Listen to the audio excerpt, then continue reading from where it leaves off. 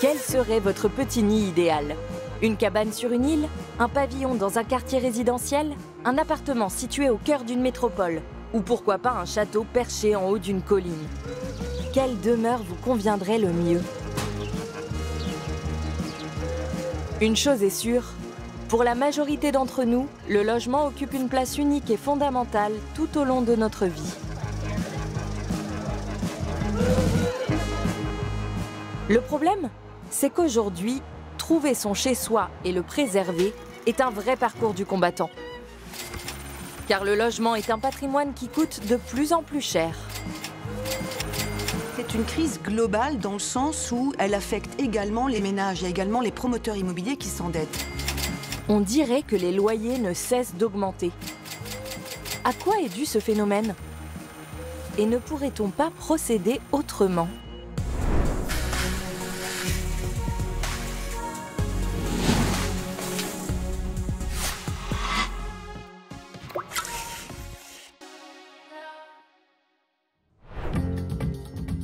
Vue du ciel, notre planète semble largement assez grande pour accueillir tout le monde. Mais dans les grandes villes, la densité de population est particulièrement élevée. Et qui dit foule de travailleurs et d'étudiants, dit aussi besoin extrême de logement. Il suffit d'observer le marché de l'immobilier pour se rendre compte qu'il est très difficile de trouver des appartements abordables. Aujourd'hui, se loger coûte très cher. Voire trop cher, pour la plupart d'entre vous. Selon le sondage en ligne que nous avons lancé, 31% des Allemands estiment que leur loyer est acceptable, contre 22% côté français. En revanche, 21% de nos voisins d'outre-Rhin et 29% des Français ont dû ou vont devoir déménager en raison de la hausse astronomique des loyers. Cette enquête révèle ainsi un désarroi général face à la crise du logement. Certains sont obligés de vivre à plusieurs dans un appartement pour payer leur loyer. D'autres cherchent désespérément une habitation depuis des années. Et lorsque par miracle un appartement se libère, la concurrence entre les candidats est rude. Le fait de ne pas savoir ce que l'avenir nous réserve et de signer des baux temporaires à répétition est particulièrement pesant et décourageant.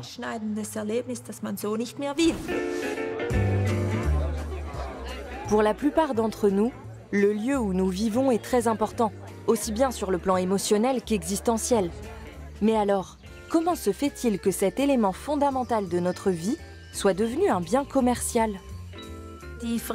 Savoir à qui appartiennent l'air, l'eau et la terre est une question qui taraude les humains depuis la nuit des temps.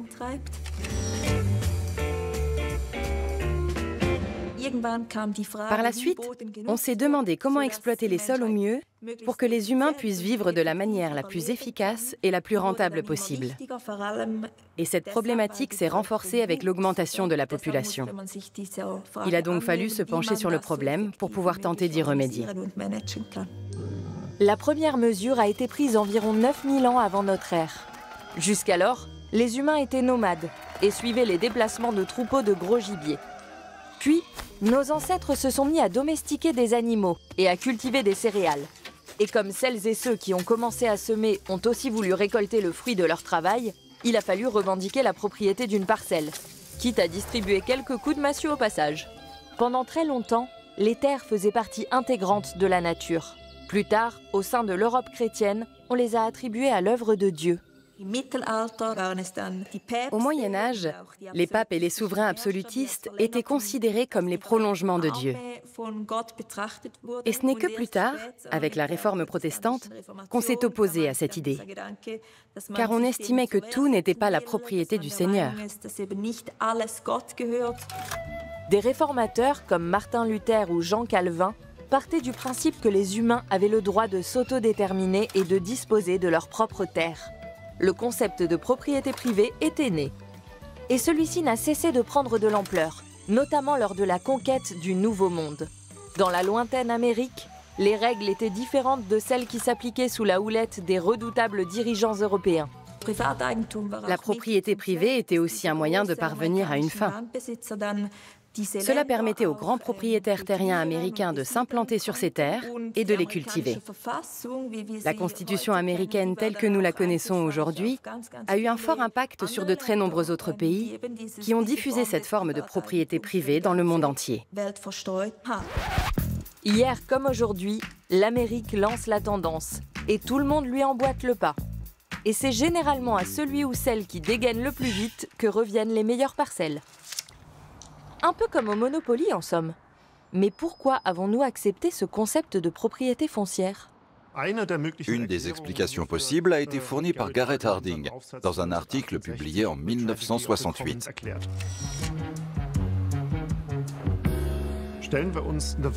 Imaginons un pré appartenant à tous les éleveurs de moutons des environs. Chacun vient y faire paître ses bêtes, et les troupeaux de moutons ne cessent de s'agrandir. Résultat, au bout d'un certain temps, cet espace partagé à plusieurs finit par être surexploité. Comment remédier au problème? Garrett Harding propose d'installer des clôtures pour diviser le pâturage en parcelles. Chaque éleveur a alors la possibilité d'exploiter son propre terrain et d'en assumer la responsabilité. Grâce à ce système, le pâturage est exploité équitablement et les animaux ont toujours de quoi se mettre sous la dent. En d'autres termes, tout le monde y trouve son compte.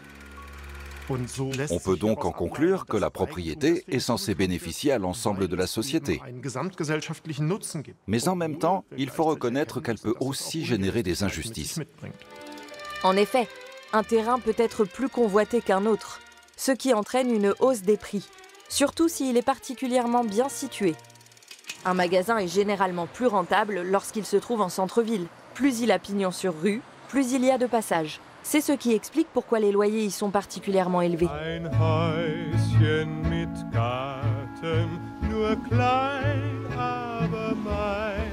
Et bien sûr, certains quartiers sont plus populaires que d'autres. Mais pourquoi le prix des logements a explosé ces dernières années ? L'immobilier est cher parce qu'actuellement on a une très forte demande en logement, mais une offre peu élevée. La fameuse loi fondamentale de l'offre et de la demande. En effet, une pénurie de pommes ou d'abricots engendre automatiquement une augmentation de leur prix sur le marché. Résultat, de plus en plus d'agriculteurs cultivent ces fruits, leur quantité augmente sur le marché et les prix finissent par baisser. Mais pourquoi ça ne fonctionne pas de la même façon avec l'immobilier ? Le marché immobilier du logement n'est pas un marché comme celui des pommes ou des abricots, où il y a une offre, une demande, plusieurs demandes. On est sur un marché véritablement atypique, où l'offre, on dit qu'elle est inélastique. On ne construit pas un logement en un mois ou en une journée comme une voiture. Il faut des années puisqu'il y a des tas de contraintes, des recours sur les permis, etc. Et il faut trouver aussi un sol. Concernant la demande, on a des demandes très importantes de la part des ménages qui sont incités à devenir soit propriétaires de leur logement, soit devenir propriétaires locatifs. Créer de l'offre sur le marché de l'immobilier n'est pas une mince affaire, puisque ce secteur ne progresse que très lentement. Et en même temps, la demande est forte. Et pas seulement parce que la population utilise les logements comme lieu de résidence. Les logements sont devenus de véritables biens d'investissement, en particulier depuis les années 2000. Investir dans la pierre est devenu très lucratif. L'immobilier est considéré comme un investissement sûr, car une maison ne disparaît pas du jour au lendemain. Et ce sont surtout les régions riches et politiquement stables qui attirent le plus d'acheteurs. C'est cette forte demande qui entraîne une augmentation des prix. Et cela attire aussi les investisseurs, qui y voient de potentielles sources de bénéfices. Les faibles taux d'intérêt qui stimulent l'économie y sont aussi pour quelque chose. Les emprunts bancaires redeviennent accessibles et cet argent est investi, notamment dans des projets de construction. En revanche, placer ses avoirs à la banque n'a guère de sens durant cette période, car cela ne rapporte quasiment aucun intérêt. En 2008, les banques centrales américaines et européennes ont décidé de baisser les taux d'intérêt dans le but de relancer l'économie après la crise bancaire mondiale. Jusqu'en 2022, les taux d'intérêt ont donc été extrêmement bas dans le monde entier, ce qui a augmenté le nombre d'investissements. Mais cette décision a également engendré une hausse considérable de la demande sur le marché de l'immobilier. Quand on a une politique à taux quasi zéro et qu'on obtient 4 ou 5%, voire plus, de rendement sur le marché immobilier pour différentes sortes d'investissements, cela vaut clairement la peine d'acheter des biens immobiliers. Ce phénomène entraîne bien sûr une pénurie de logements, car l'immobilier, qui comprend à la fois les bâtiments et le sol, devient un objet de spéculation. Certains propriétaires ne souhaitent pas nécessairement mettre leur logement en location. Ils préfèrent attendre que les prix augmentent sur le marché pour pouvoir revendre leurs biens en faisant une plus-value. Contrairement aux particuliers qui achètent un logement pour y élire domicile, certaines personnes investissent dans des biens immobiliers uniquement dans le but de gagner de l'argent. Et à cela s'ajoute un autre facteur qui fait encore accroître la demande. Si la demande est internationale, parce que les villes sont internationales et globales, avec des sièges de multinationales, avec des grands cabinets de services dits internationaux, des cabinets d'avocats, des cabinets de recrutement, mais également des villes qui sont culturellement très touristiques, bien forcément la demande est importante. À Berlin par exemple, les loyers hors charge ont presque doublé au cours des 10 dernières années, passant de un peu moins de 8 € le mètre carré en 2014 à près de 15 € en 2024. À Paris, le prix au mètre carré est passé de 21 € à près de 30 € sur la même période. On a maintenant des métropoles, voire des villes moyennes, où on ne peut pas à la fois se loger tout en ayant un travail. Et c'est là le problème. Et pour être honnête, nous faisons nous-mêmes partie du problème. Car les grandes métropoles ne sont pas seulement convoitées par les travailleurs et les investisseurs, mais aussi par les touristes. Et nous sommes de plus en plus nombreux à privilégier les logements loués par des particuliers plutôt que d'aller à l'hôtel. Pour les propriétaires, cette pratique est bien plus rentable que de louer leurs biens avec un bail classique. L'offre locative qu'on avait souhaité mettre en place, eh bien en fait n'est plus au rendez-vous. Et donc on a des marchés locatifs très serrés où il n'y a plus d'offres locatives. Donc les loyers montent et beaucoup de ménages n'arrivent pas à se loger. Et pourquoi ne pas opter pour la campagne, où les loyers sont moins élevés? Dans les environs de Chemnitz, la région la moins chère d'Allemagne, les logements se louent en moyenne à 6,30 € le mètre carré. En France, on trouve encore des loyers à 5,18 € le mètre carré dans les Vosges et en Haute-Marne. Quoi de mieux que de travailler en ville et d'habiter une maison à la campagne connectée à Internet? Ceci dit, il faut l'analyser en termes de coût global. Donc, il faut travailler dans les grandes villes et on a envie de se loger à la campagne. Donc, ça suppose évidemment, ça entraîne des mobilités importantes. Or, on le sait également que face à la crise climatique, en décarbonant nos mobilités, en décarbonant nos villes, cette solution est quand même limitée. Et ne semble pas adaptée aux grandes masses de population. Mais pourquoi sommes-nous tant attachés à la ville ? Une ville dispose d'un grand nombre d'infrastructures et de services. Je pense notamment aux écoles, aux collèges, aux universités, mais aussi aux services culturels et aux loisirs en tout genre.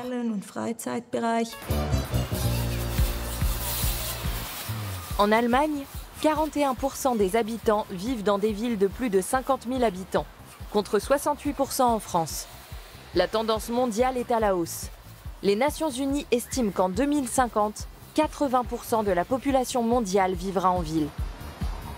De plus en plus de personnes n'ont pas d'autre choix que de résider dans de grandes tours en banlieue ou cherchent désespérément à se loger, faute d'offres suffisantes sur le marché. Cela est aussi dû au fait que la pénurie de logements dépend de la quantité de terrain disponible. Le sol est devenu une denrée rare, ce qui a un fort impact sur le montant des loyers. En d'autres termes, on ne peut se contenter que des terrains disponibles et manifestement, il n'y en a pas assez. Le Monopoly illustre particulièrement bien la pénurie de terrain. Le plateau de jeu compte un nombre limité de cases, et donc de terrains constructibles sur lesquels on peut bâtir un bien immobilier. Plus le jeu avance, moins il reste de terrains disponibles ou abordables. Et au bout du compte, le marché est saturé. Résultat, celles et ceux qui ne peuvent plus payer leur loyer sont expulsés et perdent la partie. Le jeu du Monopoly était parfaitement prémonitoire de ce qui se passe actuellement. Le foncier qui compte le plus, dans cette dégradation du mode d'habiter et de la difficulté de se loger. Attendez une minute. Il est évident qu'au Monopoly, il y a toujours un vainqueur et des perdants. Mais qu'est-ce que ça a à voir avec le foncier ? Les propriétaires, voyant que dans ce contexte actuel, ce climat économique actuel, le foncier a tendance à baisser, eh bien ils mettent en attente. Ils ne sont pas prêts à vendre. Ils préfèrent attendre des jours meilleurs pour remettre leur terrain sur le marché. Même pas besoin de construire ni d'acheter de nouveaux biens immobiliers. Il suffit juste d'être propriétaire d'un terrain. Et presque comme par magie, le patrimoine prend de la valeur. C'est un peu comme si on pouvait...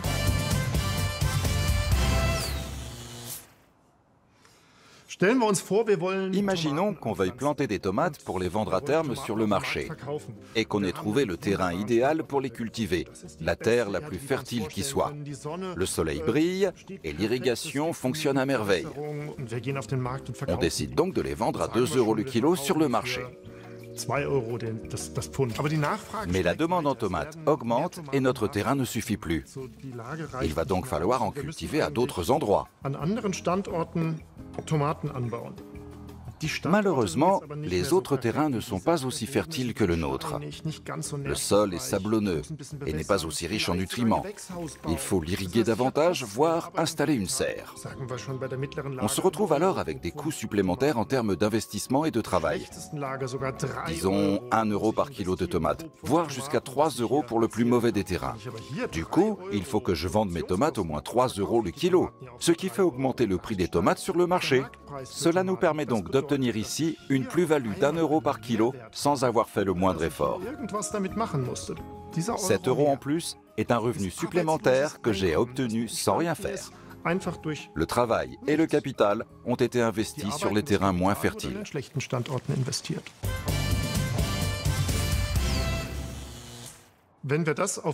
Si on transpose cela au secteur de l'immobilier, c'est comme si je possédais un bien en bon état pour lequel je touche le même loyer qu'un autre bien équivalent, mais ayant nécessité des investissements initiaux.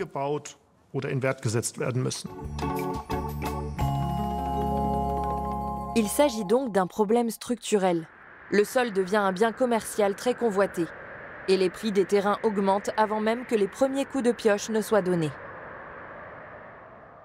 Les constructions actuelles sont chères parce que d'abord le foncier est cher. Il y a eu une sorte de spéculation sur le foncier qui était très importante ces dernières années. Pourtant, mieux vaudrait construire beaucoup plus et surtout beaucoup moins cher. Outre le prix élevé des terrains, le secteur de la construction doit aussi faire face à d'autres problèmes. Pendant la pandémie de Covid-19, de nombreux projets de construction sont restés à l'arrêt et la main-d'œuvre a fait défaut. La guerre en Ukraine et la crise énergétique qui en a résulté ont également entraîné une forte hausse du prix des matériaux de construction à travers le monde, notamment du ciment, dont la production est particulièrement énergivore. Sans oublier la protection du climat qui fait exploser les coûts de construction. La crise du climat, c'est un enjeu qui se traduit entre autres par des normes. Donc ces normes surenchérissent le coût de la construction, mais avec raison. Rien qu'en Allemagne, il existe plus de 20 000 normes de construction, soit 4 fois plus qu'il y a quelques années. C'est un peu moins en France. Et ces coûts de construction élevés sont aussi dus au taux d'intérêt des crédits actuels. C'est une histoire de fragilité économique. Tous les investisseurs, privés entre autres, ne sont pas prêts à investir dans le logement, sachant que la rentabilité devient très faible. À partir de juillet 2022, la Banque centrale européenne a augmenté progressivement son taux directeur. Dès lors, celles et ceux qui voulaient emprunter de l'argent à la banque devaient payer des taux d'intérêt bien plus élevés qu'au cours des 14 années précédentes. Et même si les taux d'intérêt ont légèrement baissé depuis juin 2024, les investisseurs ont tendance à bouder l'immobilier. Cela pourrait-il désengorger le marché saturé ?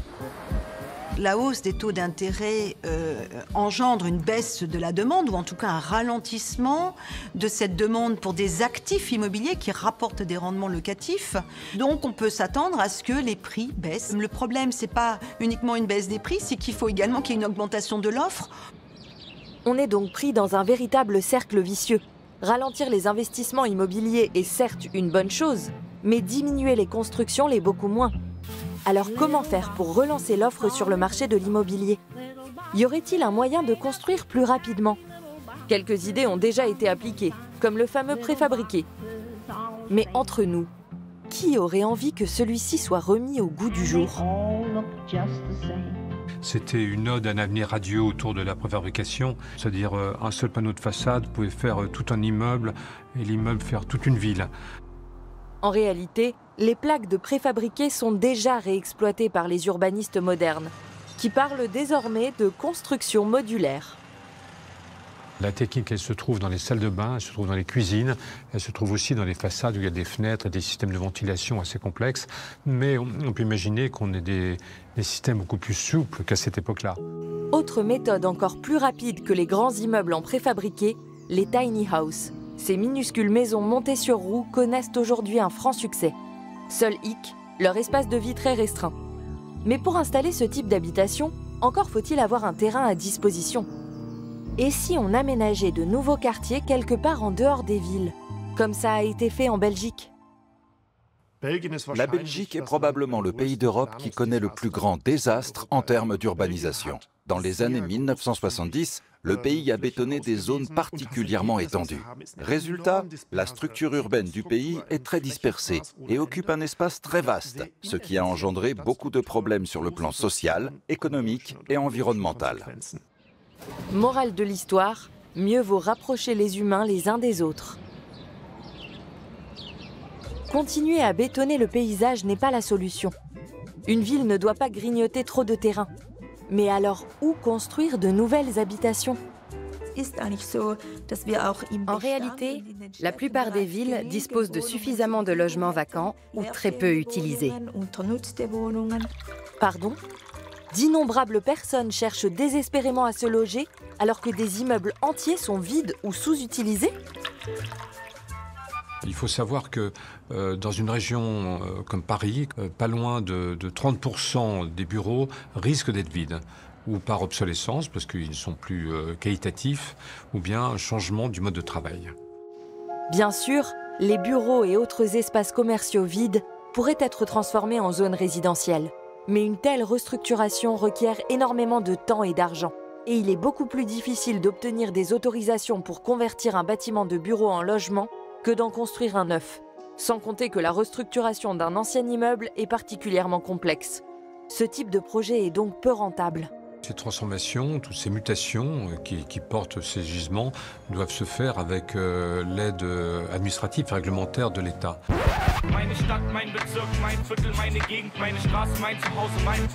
En d'autres termes, il faudrait se servir de l'argent du contribuable pour transformer d'anciens bâtiments. Le problème, c'est que si cette opération est déjà trop coûteuse pour le secteur privé, elle sera d'autant plus déficitaire pour les villes et autres collectivités locales. Ce n'est pas de l'argent perdu, car une foule de personnes a besoin de logements à loyer modéré. Souvent, cette pratique permet aux habitants de rester en ville, où elles peuvent trouver un emploi plus facilement. Pour les communes, il s'agit certes d'un investissement initial conséquent, mais sur le long terme, celui-ci s'avère rentable, car il engendre une forte baisse des dépenses sociales. Mais alors pourquoi tant de villes ont-elles vendu par le passé autant de logements ou de terrains constructibles? Les villes étaient dans le rouge et elles devaient trouver des fonds le plus rapidement possible.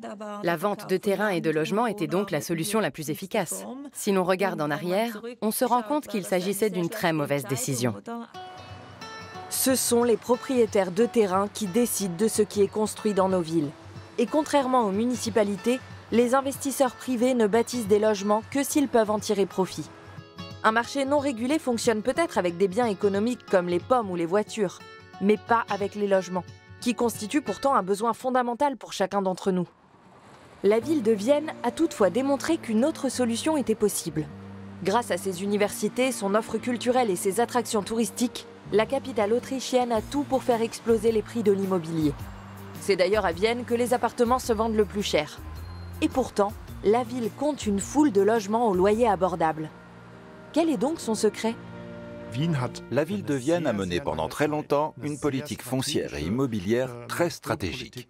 Et elle est aujourd'hui l'un des plus grands propriétaires de logements d'Europe. Ce statut lui permet donc de décider pleinement de l'exploitation des terrains.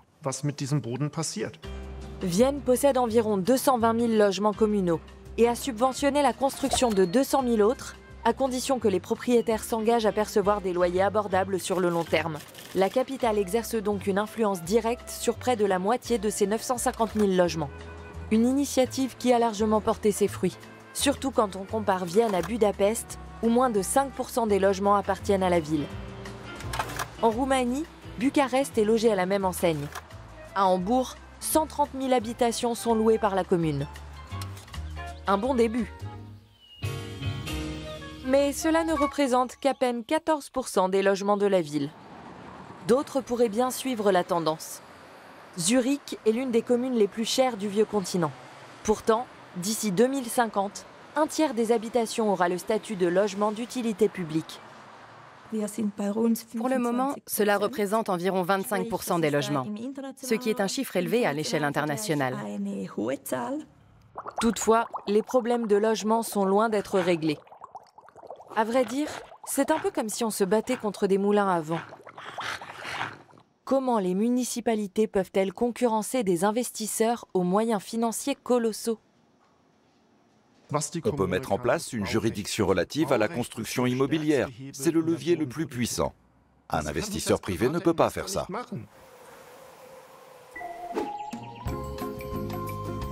Si la municipalité décide que tel ou tel prêt est désormais un terrain constructible, le prix de ce dernier augmente très rapidement.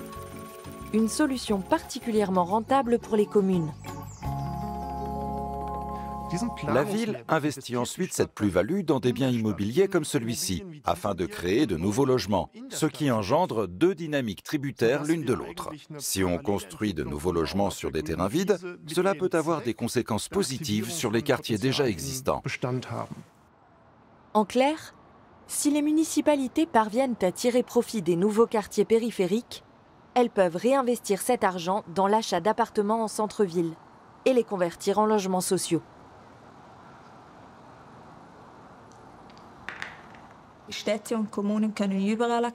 Les municipalités peuvent intervenir partout où elles le souhaitent. Mais elles doivent agir de manière plus progressive, être plus actives et acquérir elles-mêmes des terrains pour les louer ensuite à des prix modérés. Ok, les municipalités pourraient donc faire bouger les choses. Et nous, ne pourrions-nous pas nous aussi modifier nos habitudes ? Est-ce vraiment indispensable de construire sa propre maison? Dans un nouveau quartier résidentiel, la plupart des pavillons sont sous-utilisés. Nous devons donc réfléchir à une autre conception du logement. Mieux vaut d'abord investir dans un petit appartement. Puis, on emménage en couple et on cherche un logement plus grand. À l'arrivée du premier enfant, on cherche encore plus grand. Aux Pays-Bas, une personne achète et vend en moyenne un nouveau logement tous les 7 à 9 ans. Chacun devrait adapter la taille de son domicile à sa situation familiale. Et quand les enfants quittent le nid, on peut racheter plus petit. Cela aurait des effets positifs sur le marché de l'immobilier et permettrait de mieux exploiter le foncier. De quoi aussi limiter l'espace de vie par habitant. En Allemagne, celui-ci s'élevait à 47,4 mètres carrés en 2022. En France, c'est un peu plus de 40 mètres carrés. Beaucoup de personnes âgées ont des logements bien trop grands pour elles. Un thème serait d'être incitatif par rapport à l'idée que quelqu'un qui a vécu avec sa famille dans un appartement 5 pièces et qui se retrouve à un moment de sa vie tout seul, puisse éventuellement déménager avec beaucoup de facilité. Tant que le fait de posséder une maison individuelle restera un idéal dans notre société, cette solution sera difficile à appliquer. Mais pour surmonter la crise du logement, il semble nécessaire de remettre cette pratique en question.